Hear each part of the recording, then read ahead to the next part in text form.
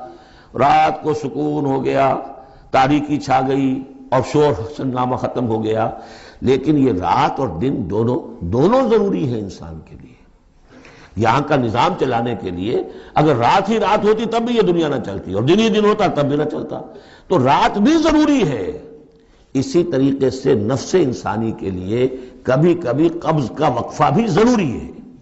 آپ اسے یہ نہ سمجھیں کہ اللہ تعالیٰ ناراض ہو گیا، یہ بھی ہماری تربیت کا ایک یوں سمجھیے کہ ایک جز ہے۔ ما ودعک ربک وما قلی، آپ کے رب نے آپ کو رخصت نہیں کیا ہے، نہ ہی وہ آپ سے ناراض ہوا ہے۔ وَلَلْآخِرَةُ خَيْرٌ لَكَ مِنَ الْأُولَىٰ، اور اس کے بعد جو وقت آئے گا اس قبض کے بعد وہ پہلی سے بھی بہتر ہوگا۔ اور میں حیران ہوتا ہوں کہ کیسے غالب نے وہ بات کہی ہے کہ جو بالکل ترجمانی ہے اس کی، رکتی ہے میری طبع تو ہوتی ہے رواں اور، یعنی یہ کہ جب میری طبیعت کے اوپر کبھی کبھی رکاوٹ سی آ جاتی ہے، اب شعر جو ہے اچھے نازل نہیں ہو رہے، لیکن جب وہ رکاوٹ سے میں نکلتا ہوں، اس قبض سے نکلتا ہوں، رکتی ہے میری طبع تو ہوتی ہے رواں اور، اس لیے کہ اس قبض کے بعد جب مرحلہ آتا ہے انبساط کا اور انشراح کا تو وہ ایک قدم آگے ہوتا ہے آدمی، اس پہلی کیفیت سے ایک درجہ جو ہے اس کا بڑھ چکا ہوتا ہے۔ وَلَلْآخِرَةُ خَيْرٌ لَكَ مِنَ الْأُولَىٰ، یقیناً پچھلی ہر گھڑی، ہر ساعت اور ہر قبض کے بعد آنے والا انبساط آپ کے لیے پہلے سے اونچا درجہ لے کر آئے گا۔ وَلَسَوْفَ يُعْطِيكَ رَبُّكَ فَتَرْضَىٰ، ان قریب آپ کا رب آپ کو اتنا کچھ دے گا، اتنا کچھ دے گا، آپ کی محنتوں کے وہ نتائج سامنے آئیں گے کہ آپ راضی ہو جائیں گے۔ اب دیکھیے پچھلی صورت ختم ہوئی تھی وَلَسَوْفَ يَرْضَىٰ، یہاں ہے وَلَسَوْفَ يُعْطِيكَ رَبُّكَ فَتَرْضَىٰ، صرف ضمیر کا فرق ہے، کیونکہ صدیق پر وحی نہیں آتی، براہ راست خطاب نہیں کیا جا سکتا، وہاں وہ صیغہ جو ہے وہ غائب کا ہے، وَلَسَوْفَ يَرْضَىٰ، اور چونکہ نبی وہ ہے جس پر وحی آ رہی ہے، براہ راست مخاطب ہے، تو وَلَسَوْفَ يُعْطِيكَ رَبُّكَ فَتَرْضَىٰ، آپ کا رب اتنا کچھ دے گا کہ آپ راضی ہو جائیں گے۔ اب یہ کہ اسی قبض کی حالت میں پھر اللہ تعالیٰ اپنے احسان جتا رہا ہے، اور یہ بہترین ہے۔ کبھی طبیعت پر ڈپریشن ہو اس طرح کی اور قبض کی کیفیت ہو تو آدمی یاد کرے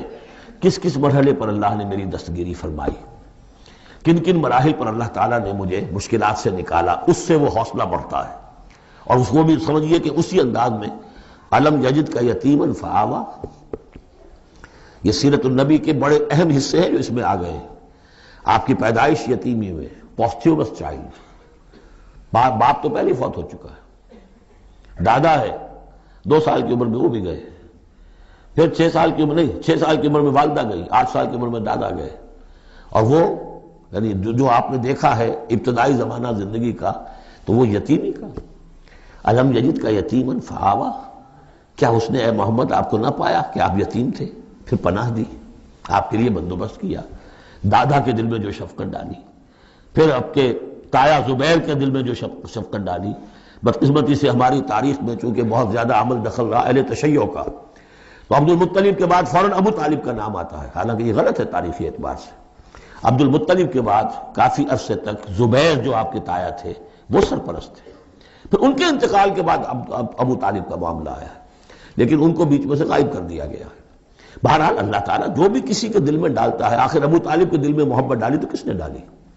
وہ ہم پڑھ چکے ہیں سورہ طٰہٰ میں، وَأَلْقَيْتُ عَلَيْكَ مَحَبَّةً مِّنِّي، حضرت موسیٰ علیہ السلام کی موہنی صورت کے اوپر اللہ تعالیٰ فرماتے ہیں ہم نے اپنی محبت کا پرتو ڈال دیا کہ تمہیں دیکھنے کے بعد وہ قتل کرنے کے ارادے سے باز رہ گئے، ان کے ہاتھ شل ہو گئے، ایسی موہنی صورت اسے قتل کر لیں۔ وَأَلْقَيْتُ عَلَيْكَ مَحَبَّةً مِّنِّي وَلِتُصْنَعَ عَلَىٰ عَيْنِي، یہ ہوا ہے۔ تو فرمایا الم یجد کا یتیما فآویٰ ووجدک ضالا فہدیٰ، اور پھر جب آپ شعور کی پختگی کو پہنچے اور غور و فکر کا مرحلہ آیا، حقائق میں انسان کو سوچ بچار کا مرحلہ آیا، اور آپ کو دیکھا کہ آپ تلاش حقیقت میں سرگرداں ہیں، تو ہدایت دی۔ وہ آگے آ جائے گا، بہت قریب پہنچ گئے ہم، اقرأ بسم ربک الذی خلق، وہ مرحلہ جب آئے گا۔ ووجدک عائلا فاغنیٰ، اور پایا آپ کو